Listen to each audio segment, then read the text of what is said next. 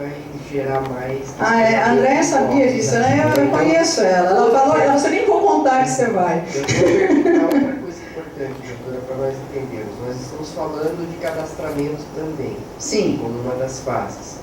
Então eu quero entender, você tem no zoneamento do município estabelecido o que é urbano, o que é rural e o que é área de expansão urbana já previamente estabelecida. Já não existe mais essa área, que eu saiba, essa área de expansão não existe mais. O limite hoje já contemplou ela, acabou. Então, como que eu tenho áreas rurais hoje entrando com um pedido de projeto para licenciar, como o caso do Abaeté? Mas o Abaeté está na área urbana. Ele está na área urbana. Macrozona 4, zona residencial. Então, todo o questionamento que o Conselho Municipal o Conselho Rural Municipal é que ela é lindeira a uma zona rural. Ela é a divisa. Para falar a verdade, o empreendimento é a divisa. É um ponto de divisa. Então, nós temos que tomar alguns cuidados. Nós temos dois casos. Estamos discutindo alguns questionamentos que o CONDEMA foi lá verificar e que a própria SVDS, dentro do quesito ambiental, foi lá e acionou, deu auto de infração e tudo no empreendimento. E nós temos lá agora também passando a Basalto, que é uma pedreira que está pedindo também uma expansão lá da atividade dela. Acho que ela está pedindo nem uma expansão, a atividade dela ela já tem. Ela está pedindo uma regularização de área lá, para uso no sistema operacional deles, né? Mas que exige mesmo assim, se eles vão aumentar só um galpão, tem que ter a licença ambiental porque é obrigatório, né? Então, eles estão dentro da área urbana. Rural. Dentro da área rural. Então, peraí. Mas tem atividades que são de área rural. Existem atividades em área rural. A mineração pode estar na área rural pela lei federativa. Sim, foi que a gente viu um lá. caso. Não é vocês, vão instruir, né? Sim. E casos, por exemplo, que transpassam zoneamentos. Dutos, linhões, esse tipo de coisa. Qual é o zoneamento de um linhão? Não tem zoneamento de um área linhão. rural hoje, qualquer empreendimento que tenta cadastrar uma área, a não ser que ele tenha, por exemplo, ele tinha uma área rural, a área dele, o município fez a expansão urbana, mas ele não cadastrou ainda como Exatamente. Ele esperou. Você tocou num ponto importante, importante, que é mais barato. Eu confesso que eu devia ter explicado isso junto com a questão da gleba. Outro ponto de conflito. O fato de estar dentro do perímetro urbano não garante que tudo está urbano e que tudo tem uso urbano. Nós temos usos rurais dentro do perímetro urbano, usos urbanos dentro do perímetro urbano, usos rurais na área rural e usos urbanos em área rural, alguns tolerados, alguns hoje não seriam permitidos, mas como já são antigos, provavelmente vão continuar lá, desde que não aumente, não expanda, essa coisa. Tem gente que acha que porque paga a ITR é rural. Não é. Se tiver dentro do perímetro urbano, é urbano. É uma atividade rural dentro do perímetro urbano, daí é uma questão de IPTU com ITR, é uma questão de imposto, mas não há dúvida que está dentro do perímetro urbano. Ficou claro? Alguém tem alguma dúvida disso? Eu tenho mais coisa depois, mas eu vou fazer por parte, porque senão eu marquei um monte de coisa. Nesse caso específico, o Abaeté, ele saiu do MZ6 para o 4? Não. Só aquele pedacinho.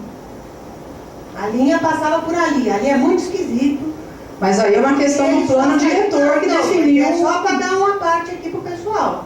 Saiu só um dente dali, que é só um pedacinho do Abaeté. Ou seja, é muito esquisito. Mas uma coisa, não, já você vai esclarecer, então deixa eu esclarecer. Isso foi em 96. Na época a gleba não estava nem cadastrada. Os motivos que fizeram a lei tirar o dente, pôr o dente lá, teriam que ser discutidos na época do plano diretor, não é uma questão ambiental. Só vou dar uma parte, por que ele está grudado na zona rural? Aí é um conflito de usos. Estou explicando isso. Então. Não estou discutindo. Mas é que você está abrindo um leque que é uma outra vertente de discussão. Não, eu só dei uma parte. Tá.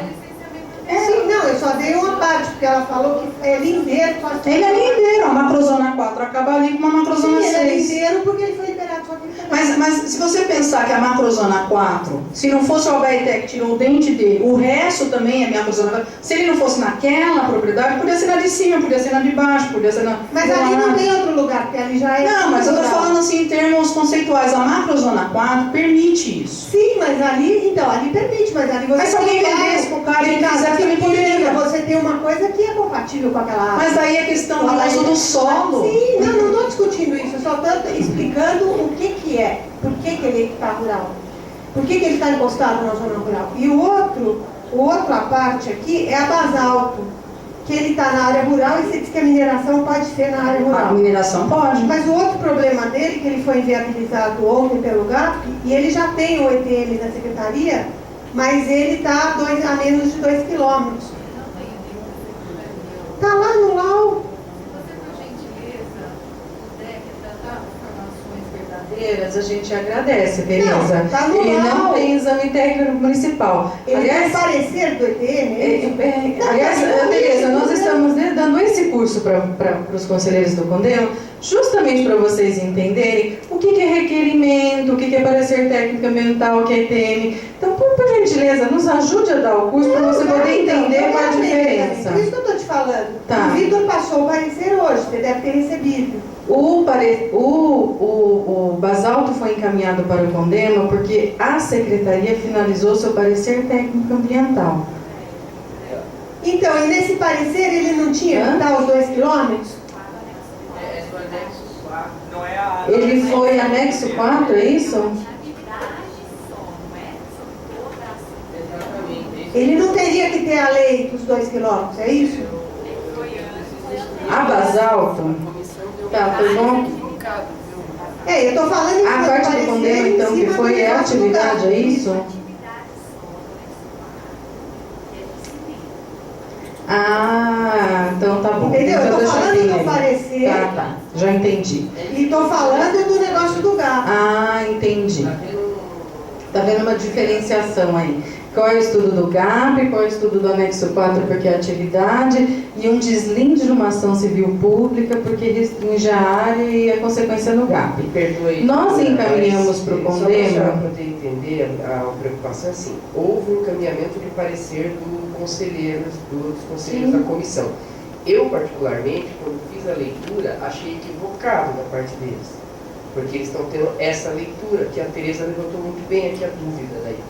Porque eu entendi, quando eu li o encaminhamento, que eles estavam pedindo a autorização e o licenciamento para uma atividade complementar da área de cimento deles, e não de expansão da pedreira, que é outra situação e outra discussão. Entendi. Uma coisa é a atividade, outra coisa é E a aí entendi. a gente tem que dar os nossos pareceres no Sim. CONDEMA, atrelado especificamente ao tipo de solicitação que está sendo feita, independente de estar correndo paralelo outros pedidos que vão passar por Pelo nós CONDEMA novamente também. no momento apropriado e com o ETM ou com o PTA. Entendi. A preocupação de vocês é a questão da ação civil pública. Realmente, no entorno do Vila Abaeté, houve uma decisão liminar do Poder Judiciário Federal impedindo que novos empreendimentos naquele entorno sejam ampliados.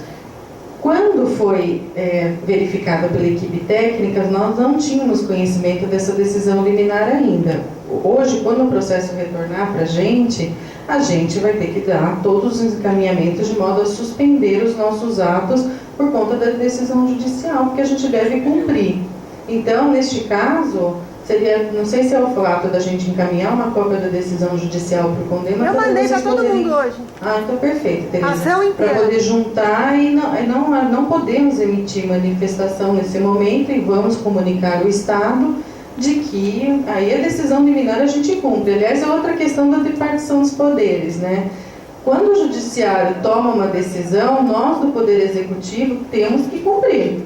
Concordemos ou não concordemos, é uma decisão judicial. Se manda suspender o licenciamento ambiental, a gente suspende de imediato. É que foi encaminhado para o CONDEMA e as nossas manifestações foram dadas anteriormente à decisão liminar do Poder Judiciário Federal. Então, só para fazer essa vírgula aqui. Pois não. Só para terminar e corroborar o que o Alexandre está colocando, é que o objeto da solicitação do protocolo às vezes não é suficientemente claro, como no caso desse caso da Basal. Quer dizer, ali precisaria estar especificado o que era realmente o objeto do licenciamento, e parece que a confusão inicial foi criada por essa não esclarecimento total. Okay? E aí o interessante, porque tem um artifício que o Condema tem, que é a reunião técnica e informativa. Nos chamem os empreendedores e vamos elucidar, porque a nossa obrigação é elucidar, com certeza.